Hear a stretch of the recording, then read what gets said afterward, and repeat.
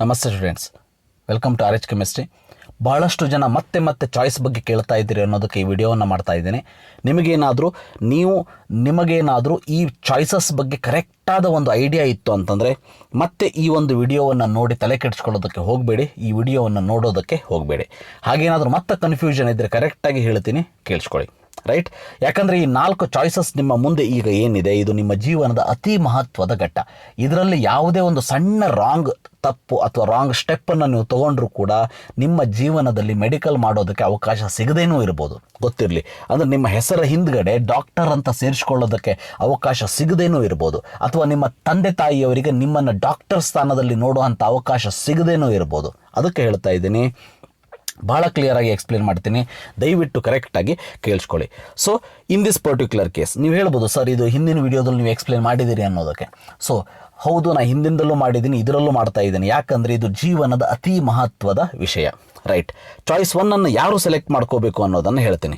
So choice 1 ಯಾರು ಮಾಡ್ಕೋಬೇಕು ಅಂತಂದರೆ, ನಾನು ಈ ಒಂದು ಸೀಟಿನಿಂದ 100% ಸ್ಯಾಟಿಸ್ಫ್ಯಾಕ್ಷನ್ ಇದೆ, ಅಂದರೆ ನನಗೆ ಭಾಳ ಸ್ಯಾಟಿಸ್ಫ್ಯಾಕ್ಷನ್ ಇದೆ, 100% I am going to admit in this particular college only.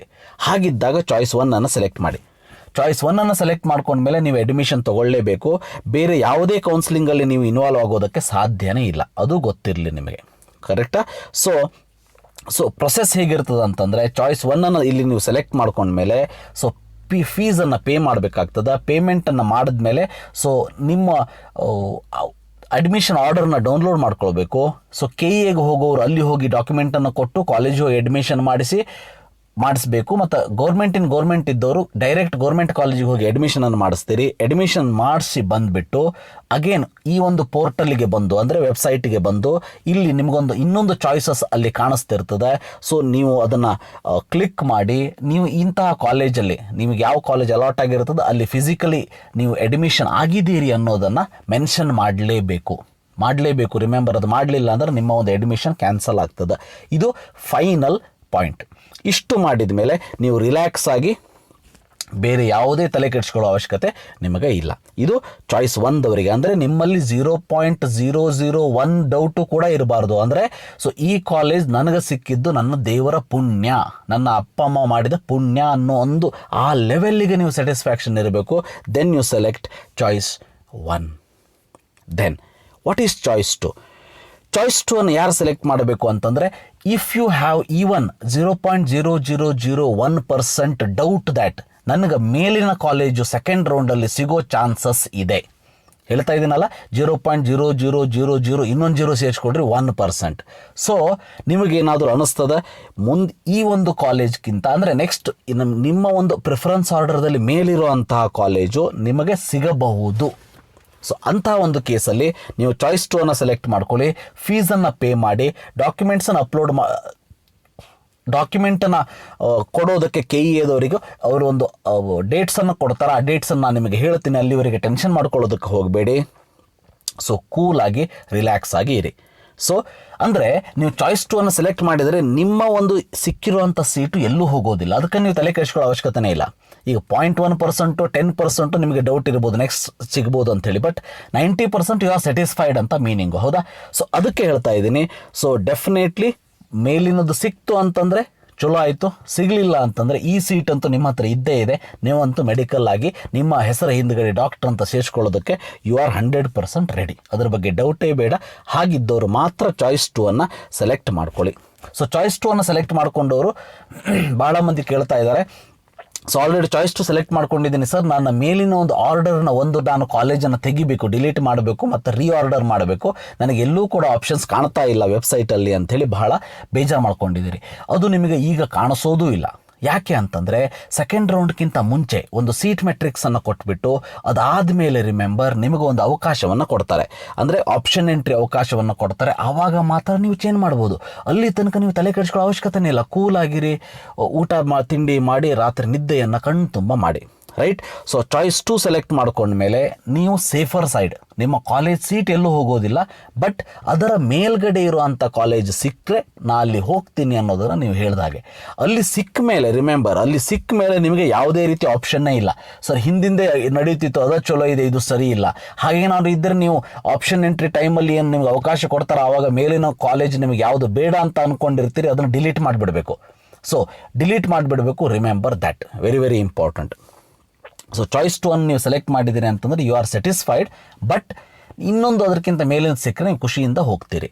So ಅಂಥದ್ದು ಸ್ವಲ್ಪ ಥಿಂಕ್ ಮಾಡಿಕೊಂಡು ಅನಾಲೈಸಿಸ್ ಮಾಡಿಕೊಂಡು ಚಾಯ್ಸ್ 2 ಅನ್ನು ಸೆಲೆಕ್ಟ್ ಮಾಡಿ. ಇದಾದಮೇಲೆ ಚಾಯ್ಸ್ 3 ಯಾರು ಸೆಲೆಕ್ಟ್ ಮಾಡಬೇಕು ಅನ್ನೋದನ್ನು ಹೇಳ್ತೀನಿ. ಚಾಯ್ಸ್ 3 ಯಾರು ಮಾಡಬೇಕು ಅಂತಂದರೆ ಭಾಳಷ್ಟು ಜನ ನನಗೆ ಪೇರೆಂಟ್ಸು ಕೂಡ ಫಾಲೋ ಮಾಡಿದರು. ಸರ್ ನನ್ನ ಮಗಳಿಗೆ ಅಥವಾ ಮಗನಿಗೆ ಡೆಂಟಲ್ ಸೀಟ್ ಸಿಕ್ಕಿದೆ, ಮೆಡಿಕಲ್ ಸಿಗ್ಬೋದಾ, ನಾ ಚಾಯ್ಸ್ 2 ಮಾಡಬೇಕಾ ಚಾಯ್ಸ್ 3 ಮಾಡಬೇಕಾ? ನಾನು ಇಷ್ಟೇ ಹೇಳ್ತಿದ್ದೆ ಅವರಿಗೆ. ಸೊ ಈಗ ನಿಮಗೆ ಡೆಂಟಲ್ ಸಿಕ್ಕಿದೆ, ಮೆಡಿಕಲ್ ಸಿಗಬೇಕಾ? ಹೌದು. ನೀವು ಚಾಯ್ಸ್ 2 ಮಾಡಿದರೆ ಇಷ್ಟೇ ಗೊತ್ತಿರಲಿ, ನೀವು ಆ ಡೆಂಟಲ್ ಸೀಟಿಗೆ ಅಡ್ಮಿಷನ್ ತೊಗೋಬೇಕು. ಹೌದಾ? ಚಾಯ್ಸ್ 3 ಮಾಡಿದರೆ ಮೀನಿಂಗ್ ಏನು? You are leaving the dental seat ಅಥವಾ ಯಾವುದೋ ಒಂದು ಸೀಟು. ಈ ಸೀಟ್ ಬಿಟ್ಟ ಮೇಲೆ ಯಾವ ರೀತಿ ಮನಸ್ಥಿತಿ ಇರಬೇಕು ಅಂತಂದರೆ ಹೇಳ್ತೀನಿ. ಚಾಯ್ಸ್ 3 ಹೇಗಿರಬೇಕು ಅಂತಂದರೆ, ಈಗ ನಿಮಗೆ ಅಲಾಟ್ ಆಗಿರುವಂಥ ಸೀಟನ್ನು ನೀವು ಬಿಡ್ತಾ ಇದ್ದೀರಿ. ಹೌದಾ? ಬಿಟ್ಟ ಮೇಲೆ ಉಳಿದಿರುವಂತಹ ನಿಮ್ಮ ಕಾಲೇಜ್ ಲೀಸ್ಟಲ್ಲಿ ಪ್ರಿಯಾರಿಟಿಯಲ್ಲಿ ಬೇರೆ ಕಾಲೇಜ್ ಸಿಕ್ಕರೂ ಸಿಗ್ಬೋದು, ಸಿಗದೇನೂ ಇರ್ಬೋದು, ಎಲ್ಲದಕ್ಕೂ ಮೆಂಟಲಿ ರೆಡಿ ಆಗಿರ್ಬೇಕು ನೀವು. ರೈಟ್? ಅಂದರೆ ಈಗ ಸಿಕ್ಕಿರುವಂಥ ಕಾಲೇಜನ್ನು ನಾನು ತಗೊಳ್ಳೋದಕ್ಕೆ 100% ರೆಡಿ ಇಲ್ಲ, ಸಿಕ್ಕರೆ ಆಯಿತು, ಸಿಗದೇ ಇದ್ದರಂತೂ ಸಾಧ್ಯನೇ ಇಲ್ಲ, ಇದನ್ನಂತೂ ತೊಗೊಳೋಕ್ಕೆ ಸಾಧ್ಯನೇ ಇಲ್ಲ ಅನ್ನೋರು ಮಾತ್ರ ಅದನ್ನು ತೊಗೋಬೇಕು. ಫಾರ್ ಎಕ್ಸಾಂಪಲ್, ಇನ್ನೊಬ್ಬ ನನ್ನ ಸ್ಟೂಡೆಂಟ್, ಒಬ್ಬ ಹುಡುಗಿ ಫೋನ್ ಮಾಡಿದ್ದು. ಸೊ ಅವರು ಪೇರೆಂಟ್ಸ್ ಏನೋ ಒಂದು ಮಿಸ್ಟೇಕ್ ಆಗಿ ಪಿ ಸೀಟ್ ಬದಲಿಗೆ ಕ್ಯೂ ಸೀಟನ್ನು ಹಾಕಿಬಿಟ್ಟಿದ್ರು 2ನೇ ಆಪ್ಷನ್ನಲ್ಲಿ. ಅವರಿಗೆ 35 lakhs ಸೀಟ್ ಅಲಾಟ್ ಆಗಿಬಿಟ್ಟಿದೆ ಈಗ. ಸೊ ಅವರು ಕೇಳ್ತಾ ಇರೋದೇನು, ಏನು ಮಾಡಬೇಕು ಅಂತೇಳಿ. ನಾನು ಅವ್ರಿಗೆ ಅದೇ ಅಂದೆ, 35 lakhs ಸೀಟ್ ಅಲಾಟ್ ಆಗಿದೆ, ಚಾಯ್ಸ್ 3 ಸೆಲೆಕ್ಟ್ ಮಾಡಿ, ಅದು ತನ್ನಿಂದ ತಾನೇ ಡಿಲೀಟ್ ಆಗಿಬಿಡ್ತದೆ. ರೈಟ್? ಸೊ ಇಷ್ಟು ಮಾಡಬೇಕಾಗ್ತದೆ ನೀವು. ಸೊ ಅಷ್ಟು ಡಿಲೀಟ್ ಆದಮೇಲೆ ಏನು ವೆರಿ ಇಂಪಾರ್ಟೆಂಟ್ ಥಿಂಗ್ ಏನು ನೀವು ತಿಳ್ಕೋಬೇಕು ಅಂತಂದರೆ, ಸೊ ಉಳಿದಿರುವಂಥ ಕಾಲೇಜಸ್ ಏನಿದೆ ನಿಮ್ಮ ಕೈಯಲ್ಲೀಗ, ಆ ಅಷ್ಟು ಕಾಲೇಜನ್ನು ನೀವು ರೀಆರ್ಡರ್ ಮಾಡ್ಕೋಬೋದು, ಡಿಲೀಟ್ ಮಾಡ್ಕೋಬೋದು. ಸ್ವಲ್ಪ ಕೂಲಾಗಿ, ಸ್ವಲ್ಪ ಸ್ಮಾರ್ಟಾಗಿ ಥಿಂಕ್ ಮಾಡಿ ಆ ಒಂದು ಪ್ರಿಯಾರಿಟಿ ಆರ್ಡರ್ನ ರೆಡಿ ಮಾಡ್ಕೊಳ್ಳಿ. ಅಂದರೆ ಉಳಿದಿರುವಂಥ ಈಗ ಕಾಲೇಜಿಗೆ ಚಾಯ್ಸ್ 3 ಸೆಲೆಕ್ಟ್ ಮಾಡ್ಕೊಂಡವರು, then definitely will get the college if you are having that luck. ಅಷ್ಟೇ ಹೇಳೋದಕ್ಕೆ ನನಗೆ ಇಷ್ಟ ಇದೆ. ರೈಟ್? ಸೊ ಅಷ್ಟನ್ನು ಮಾತ್ರ ನಾನು ಹೇಳ್ಬೋದು. ಅಂದರೆ ಚಾಯ್ಸ್ 3 ಸೆಲೆಕ್ಟ್ ಮಾಡ್ಕೊಂಡ್ಮೇಲೆ ಹೇಗೆ ಅಂದರೆ, ಈಗ ಸಿಕ್ಕಿರೋ ಸೀಟು ನನಗೆ ಬೇಡವೇ ಬೇಡ ಅನ್ನೋರು ಮಾತ್ರ, ಇಲ್ಲ ನನಗೆ ಬೇರೆ ಕಾಲೇಜ್ ಸಿಗಲಿಲ್ಲ ಅಂದ್ರೆ ನಾನು ಇದಕ್ಕಾದರೂ ಹೋಗ್ತಿದ್ದೆ ಅಂತನ್ನೋರು ಚಾಯ್ಸ್ 2 ಸೆಲೆಕ್ಟ್ ಮಾಡ್ಕೊಳ್ಳಿ. ನನಗೆ ಸಿಕ್ಕಿರೋ ಸೀಟಿಗೆ 100% ನನಗೆ ಬೇಡೇ ಬೇಡ, ನನಗೆ MBBS ಇಲ್ಲ ಅಂತಂದ್ರೂ ಅಡ್ಡಿಲ್ಲ, ಇನ್ನೊಂದು ವರ್ಷ ಲಾಂಗ್ ಟರ್ಮ್ ಮಾಡಿ ನಾನು ಎಕ್ಸಾಮ್ ಬರೀತೀನಿ, ಬಟ್ ಈಗ ಸಿಕ್ಕಿರೋ ಸೀಟ್ ಮಾತ್ರ ನನಗೆ 100% ಬೇಡ ಅನ್ನೋರು ಮಾತ್ರ ಚಾಯ್ಸ್ 3 ಸೆಲೆಕ್ಟ್ ಮಾಡ್ಕೊಳ್ಳಿ. ಚಾಯ್ಸ್ 3 ಸೆಲೆಕ್ಟ್ ಮಾಡ್ಕೊಂಡು ಮೇಡೋ ನಿಮಗೆ ಬೇಕಾದಷ್ಟು ಚಾನ್ಸಸ್ ಇರ್ತದೆ ಮೇಲ್ಗಡೆನೂ ಕೂಡ. ಹೌದಾ? ಸೊ ಅದಕ್ಕೆ ನೀವು ತಲೆ ಕೆಡಿಸ್ಕೊಳ್ಳೋ ಅವಶ್ಯಕತೆ ಇಲ್ಲ, ಕೂಲ್ ಆಗಿರಿ, ರಿಲ್ಯಾಕ್ಸ್ ಆಗಿರಿ. ಬಟ್ ಚಾಯ್ಸ್ 3 ಸೆಲೆಕ್ಟ್ ಮಾಡ್ಕೊಳ್ಳೋದಕ್ಕಿಂತ ಮುಂಚೆ ಈಗ ಸಿಕ್ಕಿರುವಂಥ ಸೀಟು ನೀವು ಯಾವುದೇ ಕಾರಣಕ್ಕೂ ನೀವು ಮುಂದೆ ಪಶ್ಚಾತ್ತಾಪ ಪಡೋದಿಲ್ಲ ಅನ್ನೋರು ಮಾತ್ರ ಚಾಯ್ಸ್ 3 ಸೆಲೆಕ್ಟ್ ಮಾಡ್ಕೊಳ್ಳಿ. ಅಂದರೆ ಸೊ ಏನೋ ಒಂದು ಜೀವನ ಪೂರ್ತಿ ಪಶ್ಚಾತ್ತಾಪ ಪಡೋದು, ಆ ಸೀಟ್ ಸಿಕ್ಕಿತ್ತು ಅದನ್ನು ಬಿಟ್ಟುಬಿಟ್ಟೆ ಹೀಗಾಗಿಬಿಡ್ತು ಅಂಥೇಳಿ, ಅಂಥ ಒಂದು ಮೆಂಟ್ಯಾಲಿಟಿ ಇದ್ದರೆ ಚಾಯ್ಸ್ 2 ಸೆಲೆಕ್ಟ್ ಮಾಡ್ಕೊಳ್ಳಿ, ಅಡ್ಮಿಷನ್ ಮಾಡಿ, ಅಂದರೆ ಫೀಸ್ ತುಂಬಿ. ಇಲ್ಲ ಅಂತಂದ್ರೆ ಮಾತ್ರ ಚಾಯ್ಸ್ 3 ಸೆಲೆಕ್ಟ್ ಮಾಡ್ಕೊಳ್ಳಿ. ಈಗಲೇ ಹೇಳ್ತಾ ಇದ್ದೀನಿ, ಇದಾದ ಮೇಲೆ ಪಶ್ಚಾತ್ತಾಪವನ್ನು ಪಡಬೇಡಿ. ರೈಟ್? ದೆನ್ ಚಾಯ್ಸ್ 4 ಯಾರು ಸೆಲೆಕ್ಟ್ ಮಾಡ್ಕೋಬೇಕು ಅಂತಂದರೆ, you are not at all satisfy with KEA website. So KEAದವರಿಂದ ನಿಮಗೆ ಸ್ಯಾಟಿಸ್ಫ್ಯಾಕ್ಷನ್ ಇಲ್ಲ, ನಿಮಗೆ ಬೇಕಾಗಿರೋ ಸೀಟ್ ಅವ್ರು ಕೊಟ್ಟಿಲ್ಲ, ಸಿಟ್ಟಿಂದ ನೀನು ಬೇಡ, KEA ಬೇಡ ಅಂತೇಳಿ ಹೋಗಿಬಿಡೋದು. So then only you have to select the choice 4. Choice 4 select ಮಾಡಿದ ಮೇಲೆ ನೀವು ಯಾವುದೇ ರೀತಿ ನೀಟಿಗೆ ಎಲಿಜಿಬಿಲಿಟಿ ಇಲ್ಲ. ಸೊ ಸ್ಟೂಡೆಂಟ್ಸ್ ಕೇಳ್ತಾ ಇದ್ರು CET ಮಾಡ್ಬೋದಾ ಅಂತೇಳಿ. Yes, definitely you can involving in CET, but ನೀಟಲ್ಲಿ ನಿಮಗೆ ಮುಂದಿನ ಯಾವುದೇ ಸುತ್ತಿನಲ್ಲೂ ಕೂಡ ಎಲಿಜಿಬಿಲಿಟಿ ಇರೋದಿಲ್ಲ. ಗೊತ್ತಿರಲಿ, ಚಾಯ್ಸ್ 4 ಸೆಲೆಕ್ಟ್ ಮಾಡ್ಕೊಂಡ್ಮೇಲೆ ನೀವು you are out of the game, ಗೊತ್ತಿರಲಿ. ಇಷ್ಟು ಆದಮೇಲೆ remember to seat allotted candidates, if candidates fails to exercise any of the above 4 choice, 4 ಚಾಯ್ಸನ್ನು ನೀವು ಮಾಡಲೇ ಇಲ್ಲ, ಎಲ್ಲೋ ಟೈಮ್ ತನಕ ನೀವು ವೇಟ್ ಮಾಡಿದರೆ ಮಾಡಬೇಕು ಅಂತೇಳಿ ಟೈಮ್ ಹೊರಟೋಗ್ಬಿಡ್ತು, ಏನೂ ಮಾಡಲೇ ಇಲ್ಲ ಅಂದರೆ ಆ ಸೀಟ್ ನಿಮಗೆ ಅಲಾಟ್ ಆಗೋದೇ ಇಲ್ಲ. So you are not eligible for the mop up round also, ಗೊತ್ತಿರಲಿ. ಸೊ ಚಾಯ್ಸ್ ನಿಮಗೆ ಸೀಟ್ ಅಲಾಟ್ ಆಗಿರ್ತದೆ, ಯಾವುದೇ ಚಾಯ್ಸನ್ನು ನೀವು ಸೆಲೆಕ್ಟ್ ಮಾಡ್ಕೊಳ್ಳೋದೇ ಇಲ್ಲ ಅಂತಹ ಕೇಸಲ್ಲಿ. ಸೊ ಯಾವುದಾದ್ರೂ ಒಂದು ಸೆಲೆಕ್ಟ್ ಮಾಡ್ಕೊಂಡು ಅಟ್ಲೀಸ್ಟ್ ಚಾಯ್ಸ್ 4 ಮಾಡಬೇಕು, 3 ಮಾಡಬೇಕು. ಹೌದಾ? ಯಾವುದಾದ್ರೂ ಒಂದು ಮಾಡಬೇಕು. ಮಾಡಲಿಲ್ಲ ಅಂದರೆ ಏನು, ನಿಮಗೆ ಯಾವುದೋ ಅವಶ್ಯಕತೆನೇ ಇಲ್ಲ, ನೀವು ಹೋಗಿದ್ದೀರಿ ಅಂತ ಅರ್ಥ.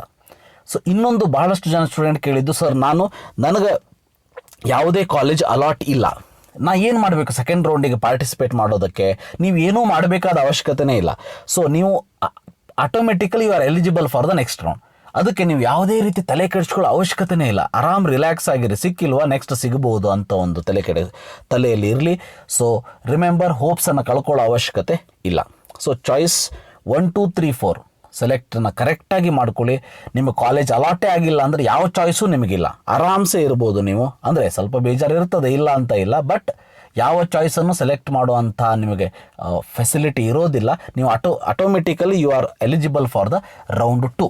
ಸೊ ರೌಂಡ್ 2ಗೆ ಸಪ್ರೇಟಾಗಿ ಈ ದಿಸ್ ನೋಟಿಫಿಕೇಷನ್ ಆಗಲಿ, ಅವ್ರು ಯಾವ ರೀತಿ ಮಾಡ್ತಾರೆ ಅನ್ನೋದಾಗಲಿ, ಡೇಟ್ಸ್ ಆಗಲಿ ಕೊಡ್ತಾರೆ. ಅಲ್ಲಿ ತನಕ ಸ್ವಲ್ಪ ವೇಟ್ ಮಾಡಿ. ಸೊ ನಿಮಗೆಲ್ಲರಿಗೂ ಸಿಕ್ಕಿರೋ ಅಂಥ ಸೀಟು ಕರೆಕ್ಟಾಗಿ ಥಿಂಕ್ ಮಾಡಿ ಚಾಯ್ಸ್ ಮಾಡ್ಕೊಳ್ಳೋ ಅಂಥ ಒಂದು ಎಬಿಲಿಟಿ ನಿಮಗೆ ಬರಲಿ ಅಂತ ಹೇಳ್ತಾ, thank you for watching. Have a nice day.